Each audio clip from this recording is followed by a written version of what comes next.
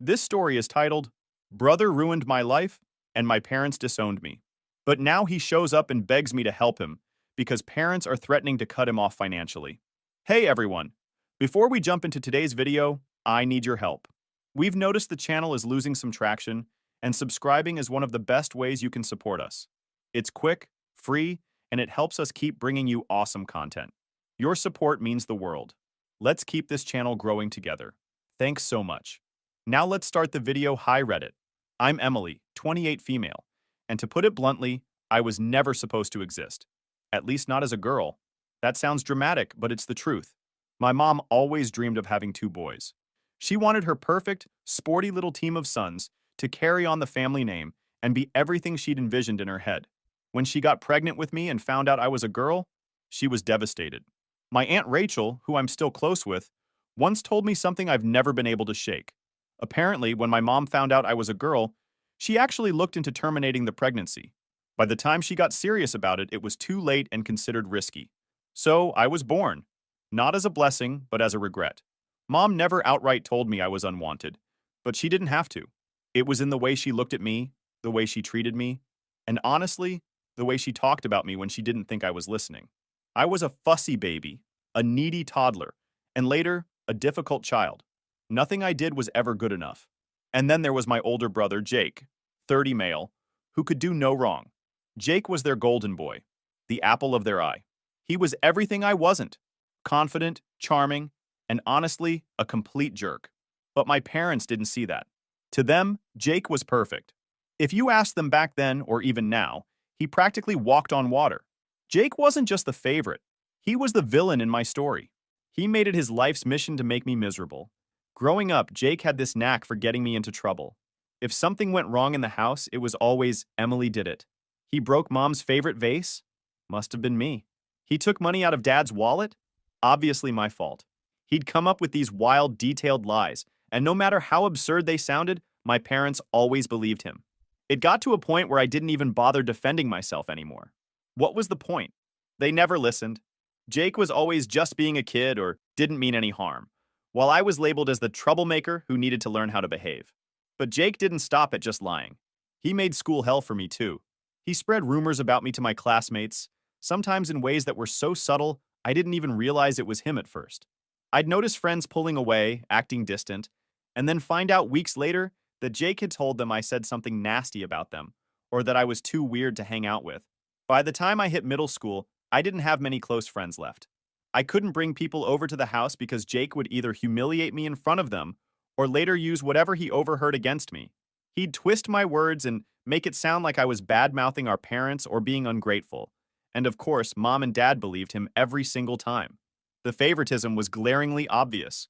For example, every year, Jake got a big birthday party with all his friends, fancy decorations, and even a rented bounce house one time.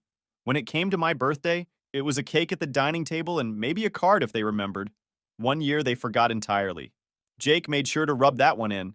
Guess you're just not that important, he sneered. It's not like I was a perfect child or anything.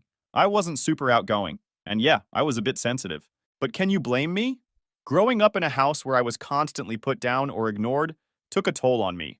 I felt like I was screaming into a void, desperate for someone to notice me, to care. But the only people who seemed to matter in that house were Jake and my parents. And Jake? He reveled in it. He knew he was the favorite, and he used that power against me every chance he got. If I ever dared to call him out or stand up for myself, he'd run to Mom and Dad, spinning some story about how I was being mean to him or starting fights. It didn't matter that he was the instigator. He was the golden child, and I was the problem. I remember one time in high school when I finally thought I'd caught a break. I'd worked up the courage to try out for the school play. I wasn't the lead or anything, but I got a decent role, and for once I was proud of myself. I told my parents about it, hoping maybe they'd come see me perform. Jake immediately jumped in with, "Why would anyone want to watch her embarrass herself on stage?" My mom didn't even defend me. She just shrugged and said, "Maybe next time, Emily." That was the moment I realized they weren't just indifferent. They were actively uninterested in me.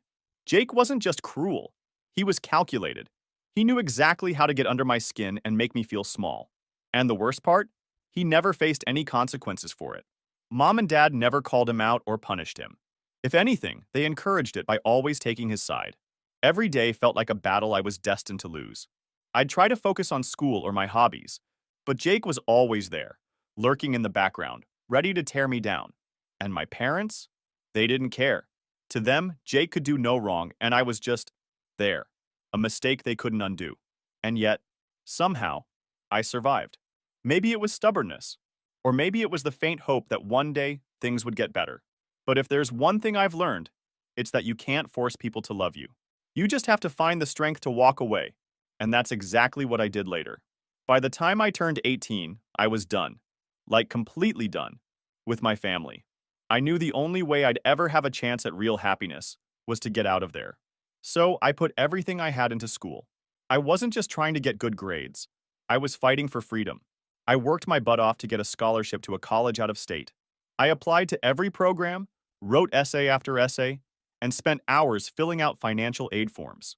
The moment I got my acceptance letter from a school in California with a partial scholarship, I cried not because I was sad, but because I finally saw a way out. The day I left for college, I didn't even get so much as a "we'll miss you" from my parents. They helped Jake pack up and move into his fully furnished apartment when he decided to live on his own. Me? I got a pat on the back and a good luck. My mom even had the nerve to say, "Don't forget to call us if you need help," knowing full well they wouldn't lift a finger. Jake stayed in our tiny Illinois hometown. Of course, my parents paid for everything: his rent, his car, even his groceries. Meanwhile, I was on my own. I remember walking into my dorm room, looking around at the bare walls, and realizing this was the first time I was truly free. It was terrifying and exhilarating all at once. Once I left, my parents wasted no time cutting me out of their lives. At first, I tried keeping in touch. I called them a couple of times, but the conversations were short and awkward. They never asked how I was doing or how school was going. They just updated me on Jake's life: how he got a new car, how he was hosting some big party, how he and his girlfriend, Sarah at the time, were getting serious. It didn't take long for me to realize they didn't care about my life at all. So, I stopped calling, and honestly, they didn't seem to notice. Our family group chat became the Jake Show. It was all about his accomplishments, like how he grilled the best steak at a BBQ, or how he was thinking of starting his own business, which never happened. Meanwhile, I was balancing 15 credit hours, 2 part-time jobs, and endless study sessions just to keep my scholarship. There were days when I didn't know how I was going to make it. I'd work late shifts at a campus coffee shop, then stay up until 2 a.m. cramming for exams. I lived on instant ramen and dollar store mac and cheese because that's all I could afford. Some days, I felt like I was barely holding it together, but I refused to call home for help. Not that they would have offered any, but I wasn't about to give them the satisfaction of seeing me struggle. Even when things got tough, I couldn't bring myself to regret leaving. My senior year of college was a turning point for me. That's when I met Ethan, the man who would eventually become my husband. I wasn't looking for a relationship at the time. I was too busy trying to survive. But Ethan kind of fell into my life in the best way possible. We met during a group project in one of my classes. He was one of those people who seemed genuinely interested in getting to know me, not just for the project, but for who I was as a person. At first, I was hesitant. I wasn't used to people being kind without some ulterior motive, thanks to my family. But Ethan wasn't like that. He was patient and kind, and he made me feel like I was worth something. One of the things that stood out to me the most about Ethan was his family. I'll never forget the first time he invited me to dinner at his parents' house. I was so nervous, but they made me feel welcome from the moment I walked through the door. His mom hugged me like she'd known me forever, and his dad joked about how Ethan never brought anyone home unless they were the real deal. They asked about my life, my classes, and my plans for the future. They listened, like actually listened. It was such a stark contrast to my own family that I didn't know how to react at first. But over time, I started to let my guard down. Ethan's family became the support system I never had. His mom would send me care packages during finals week, filled with snacks and little notes of encouragement. His dad offered to help me fix my car when it broke down, even though he barely knew me at the time. They treated me better in a month than my own parents had my entire life. Graduating college felt like the ultimate victory. My parents didn't come to my graduation, of course, but Ethan and his family were there, cheering me on. After graduation, Ethan and I moved in together. We didn't have much, but we made it work. I got a job in marketing, and he started working as an engineer. We built a life together, piece by piece, and for the first time, I felt like I was where I was supposed to be. My wedding was the final nail in the coffin for me and my family. I think a lot of people have this idea that weddings bring families together, that they're this magical event where even the most strained relationships can heal. Yeah, that wasn't my experience. My wedding didn't bring my family closer. It exposed, actually confirmed, just how little they cared about me. When Ethan proposed, I was over the moon. He popped the question on a quiet hike, just the two of us. It was simple and perfect. Exactly what I wanted. After I got home, I took a picture of the ring and sent it to my family group chat with a little "I said yes" message.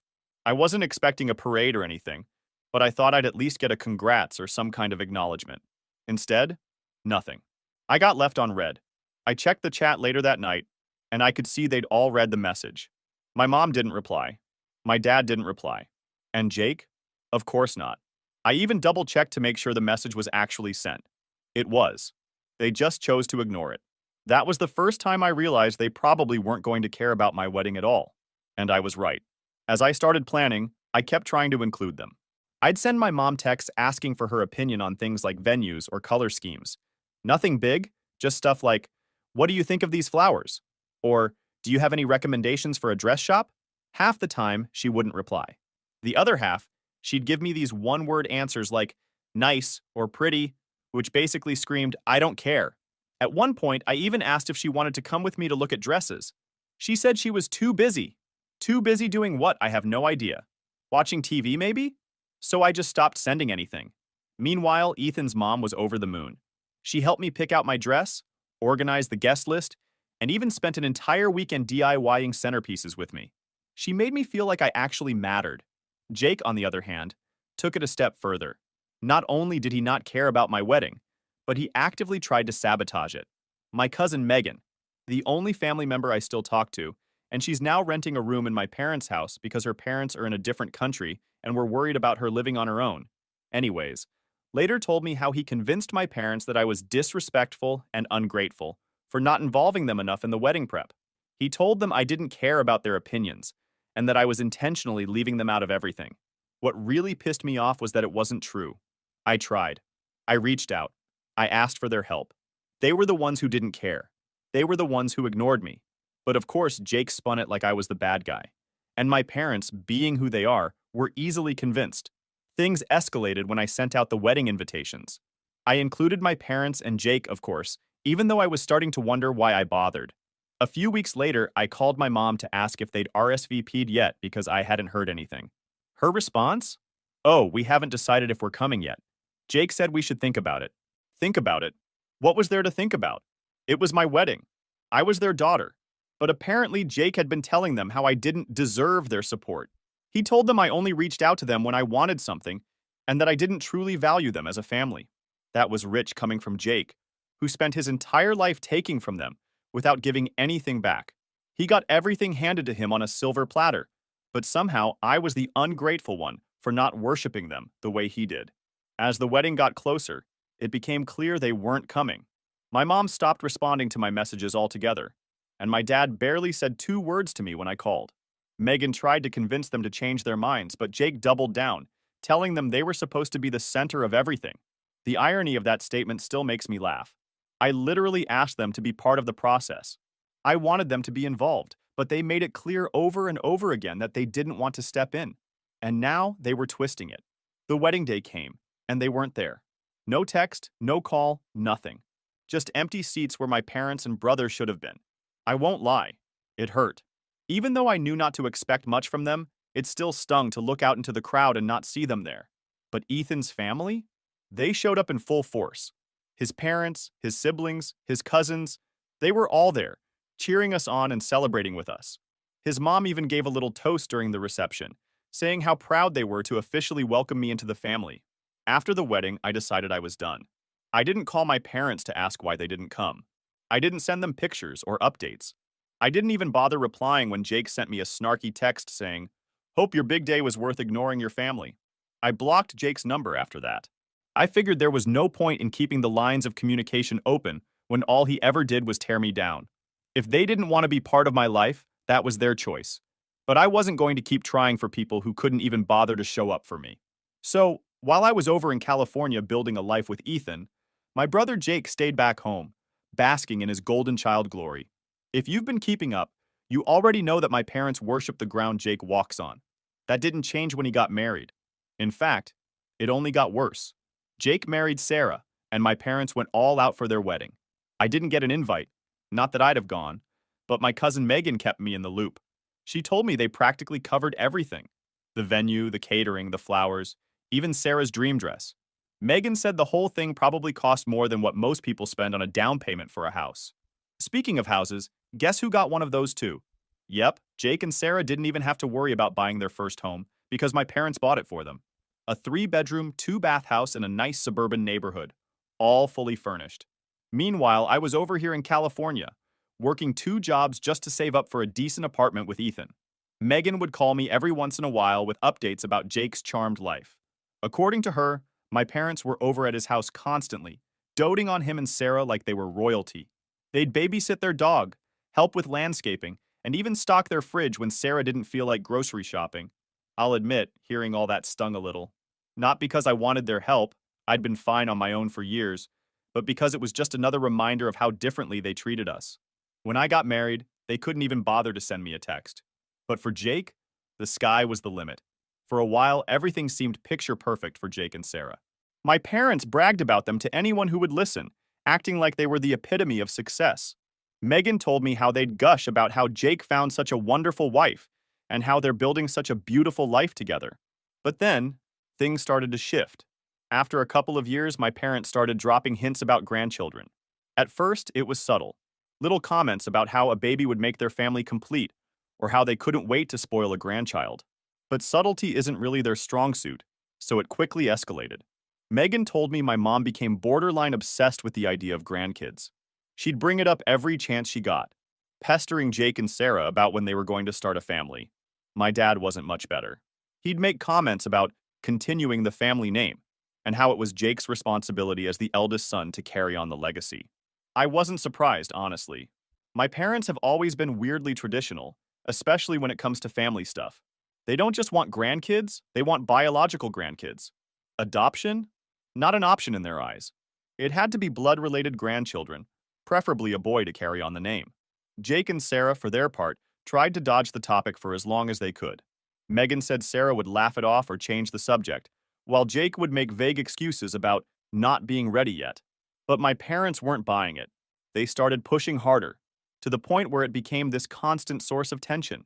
Megan told me about one family dinner, where my mom straight up asked Sarah if she was on birth control and when she planned to stop taking it. Sarah looked mortified, but my mom didn't care. One day, during one of my regular catch-up calls with Megan, she told me that Jake and Sarah had been trying to have kids. They just weren't telling anyone. Yeah, apparently they had been trying for over a year, doing the whole fertility specialist thing, and the news wasn't good. Jake had some kind of condition, Megan didn't know all the details, that made it almost impossible for him to have biological children. Sarah was fine medically. It was all on Jake's side. And here's where it gets messy. Jake and Sarah didn't tell my parents right away. Honestly, I get it. Knowing my mom and dad, they wouldn't have been supportive or understanding. They would have been disappointed, and not the aw shucks kind of disappointed. The kind where they make you feel like you've personally let them down and disgraced the entire family. Jake and Sarah kept it under wraps for a while, but secrets like that don't stay hidden forever, especially in our family. My parents were relentless about the whole grandchild thing. Every time they saw Jake and Sarah, they'd drop comments about when they were going to have kids. Not if, always when. Megan told me it all came to a head during a family dinner. My mom was doing her usual thing, grilling Sarah about babies, saying stuff like, "Oh, you're not getting any younger," and "You should really think about starting now before it's too late." Sarah finally snapped and said something like, "It's not that simple, okay?" That's when the truth came out. She spilled everything. The fertility issues, the specialist visits, all of it. My parents' reaction? About as bad as you'd expect. Megan said they didn't even try to comfort Jake or Sarah. My mom just sat there looking like someone had told her Christmas was canceled. And my dad muttered something about how they should have told them sooner. Real supportive, right? After that, things got weird. My parents didn't come right out and say they were mad at Jake, but you could tell they were. The way Megan described it, it was like a switch flipped. My mom stopped calling Jake every day, and my dad didn't swing by their house as often. They still doted on Sarah, probably because they saw her as their last hope for grandkids. But Jake? Not so much. Megan said my mom started making passive-aggressive comments about adoption, like, well, I guess it's better than nothing. And, it's not the same, though, is it? She'd go on and on about how their friends were all real grandparents with real grandkids. My dad, on the other hand, kept talking about how Jake needed to figure it out. Like, what was he supposed to do? Snap his fingers and magically fix his infertility? Jake, for once in his life, didn't know how to handle the pressure. He'd spent his whole life being the golden child, the one who could do no wrong. Now, suddenly, he wasn't living up to their expectations, and it was eating him alive. Megan told me Jake started acting out in ways that weren't like him. He was snapping at Sarah, picking fights over stupid things, and even lashing out at my parents during family gatherings. He'd always been good at staying on their good side, but now he was struggling to keep it together. Sarah wasn't handling it much better. Megan said she was tired of being treated like a baby-making machine. She started avoiding family events altogether, and when she did show up, she barely spoke to anyone. It was obvious she was over it. One night, Megan called me with an update that really drove home how bad things had gotten. Apparently, Jake had a meltdown at another family dinner. Are we noticing a pattern here? My mom had made some comment about how disappointing it was that she might never have biological grandkids, and Jake just lost it. He told them they were being selfish, and that this wasn't something he could control. Megan said my parents were stunned. My mom tried to guilt trip him, saying stuff like, "We're only thinking about the family," and, "Do you know how much this means to us?" But Jake wasn't having it. He stormed out, and Sarah followed him. Here's the thing. Part of me felt bad for Jake. Infertility isn't something anyone chooses, and the way my parents reacted was awful. But another part of me? I couldn't help but think he was finally getting a taste of what it was like to be on the other side of their impossible expectations. He'd never had to deal with their disapproval or their guilt trips, because he could do no wrong in their eyes. Now, he was learning what it felt like to not measure up, and it was clearly breaking him. Megan told me my parents started putting more pressure on Sarah after that. They were still hung up on the idea of biological grandkids, and they didn't care how it happened. They kept pushing for solutions that were completely unrealistic, like expensive treatments that Jake and Sarah couldn't afford without help. The whole thing became this toxic cycle. My parents would pressure Jake and Sarah, they'd push back, and then my parents would double down. It was like no one could admit that maybe, just maybe, things weren't going to turn out the way they wanted. I felt bad for Sarah. She didn't sign up for this level of crazy when she married Jake. On the other hand, I couldn't feel too sorry for him. After a while, my parents were furious and threatened to cut Jake off financially unless he could fix the situation. And of course, Jake can't afford living without their help. He's been almost completely dependent on them. And because my parents are all about bloodlines and family legacy, their brilliant solution was for Jake to come crawling to me. They wanted him to convince me to give my unborn baby their last name. Not just my baby, their legacy. The audacity, right? Megan called me one night, and I could hear the tension in her voice. "Emily," she said, "Jake's desperate. They're putting so much pressure on him, and now he's coming for you. Be careful." Sure enough, a couple of days later, Jake showed up unannounced at my house in California. Let me tell you, seeing him on my doorstep was surreal. He looked nothing like the smug, arrogant brother I remembered. Instead, he looked tired and defeated, like life had finally smacked him in the face. I let him in, mostly because I wanted to hear what he had to say. He started rambling right away, launching into this sob story about how hard things had been since our parents found out about his infertility. He said they'd been relentless, blaming him for ruining their dreams of grandkids and threatening to cut him off if he didn't make it right. Jake tried to blame everything, his behavior growing up, his role in turning my parents against me, on stress. He said he'd been under so much pressure to be the perfect son that he didn't know how to handle it. "I didn't mean to hurt you," he said, wiping his eyes dramatically. "I just didn't know how else to deal with everything." Honestly, I wasn't buying it. Jake's actions weren't about stress. They were about control. He'd spent years making my life hell because he could, because he knew our parents would always take his side. And now he wanted me to swoop in and save him? Yeah, no. I let him talk until he finally got to the real reason he was there. "Emily," he said, "I need your help. Mom and Dad are serious about cutting me off unless I can fix this. They need the family name to continue, and they think your baby is the answer. Please, just give the baby our last name. It's the only way to save our family." I couldn't help it. I laughed. Like actually laughed out loud. "Jake," I said, "you've got to be kidding me. After everything you did to me, you want me to hand over my child to fix your mess? Not a chance. Jake looked stunned, like he genuinely thought I'd say yes. He tried to guilt trip me, accusing me of being petty and holding grudges. This isn't about the past, I told him. This is about protecting my family. My kids will have nothing to do with the people who treated me like I didn't matter. He kept pushing, saying how I was ruining his life by refusing to help him. He even tried to play the victim, saying he didn't deserve to be punished for something he couldn't control. Emily, he said, if they cut me off, I'll lose everything. That's when I lost my patience. Jake, I said, you've spent your whole life taking from me, my peace, my friends, even my parents' attention. And now you want to take from my kids? Absolutely not. If they cut you off, that's on them, not me. Maybe it's time you learned what it's like to stand on your own 2 feet. Jake stormed out after that, slamming the door behind him. I felt a mix of emotions, anger, relief, and a weird sense of closure. For the first time, I stood up to him and didn't let him manipulate me. It felt good. A few days later, Megan called me with an update. Apparently, my parents followed through on their threat and cut Jake off financially. They stopped paying for his house, his car, and everything else they'd been covering for him. Megan said Jake and Sarah were struggling to adjust to life without my parents' endless support. Sarah, who'd been used to living a cushy life, wasn't happy. Megan said she overheard Sarah complaining about how unfair it was that Jake couldn't just fix things with me. I almost felt bad for her, but then I remembered how she'd gone along with my parents' toxic behavior for years. So, after Jake failed to get me to cave, my parents decided to step in themselves. I wasn't exactly surprised. It started with a phone call from my mom. I hadn't heard from her in years, literally years. So seeing her name pop up on my screen was jarring, to say the least. At first, I thought about ignoring it, but I was curious to see what she had to say. I picked up, and she immediately launched into a rehearsed-sounding apology. Emily, she said, her voice dripping with this faux sweetness that I hadn't heard since I was a kid. I just wanted to say how sorry I am for everything. We've been thinking about you so much, and we miss you. Miss me? Since when? She kept going, trying to make it sound like they'd had this big epiphany about how they'd treated me. I know we made mistakes, she said, but we're family, and I think it's time we start fresh.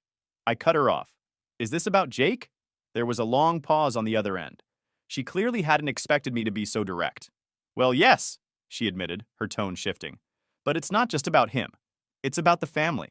We need to come together, Emily. We've all been through so much. And then she started with the guilt trips. You know how much this means to your father and me. All we want is to make things right. Your baby could bring this family back together. Don't you think it's time we put the past behind us? I could feel my blood boiling. Put the past behind us, I said. You mean the past where you treated me like I didn't exist? The past where you gave Jake everything and left me with nothing? That past? She tried to backpedal, but I wasn't having it.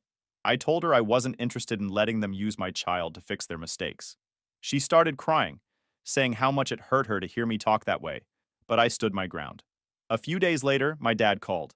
If my mom's tactic was guilt, my dad's was anger. He started off by saying how disappointed he was in me for being so selfish.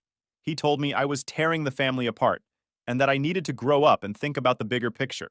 I let him rant for a while before cutting in. Dad, let me make one thing clear. My baby is not your second chance. If you're so worried about the family name, maybe you should have thought about that earlier. Way earlier. He didn't have much to say after that, but he tried one last jab. You know, Emily, we only want what's best for the family. If you can't see that, then I don't know what else to say.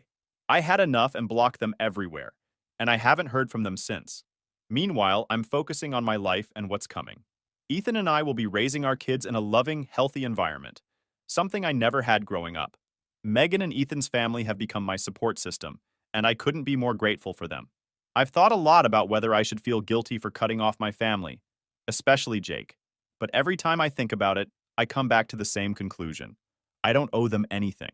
They made their choices, and now they're dealing with the consequences. Jake and my parents can keep playing their games, but I'm done. I'm done being the scapegoat, the afterthought, the one who always had to bend to make them happy. I'm building a new life, one filled with love, respect, and the kind of family I always wanted, but never had. Thanks for sticking with me through this story, Reddit. It's been a wild ride, but sharing it has been surprisingly cathartic. If there's one thing I've learned, it's this. Sometimes the best thing you can do for yourself is walk away from the people who hurt you, no matter who they are.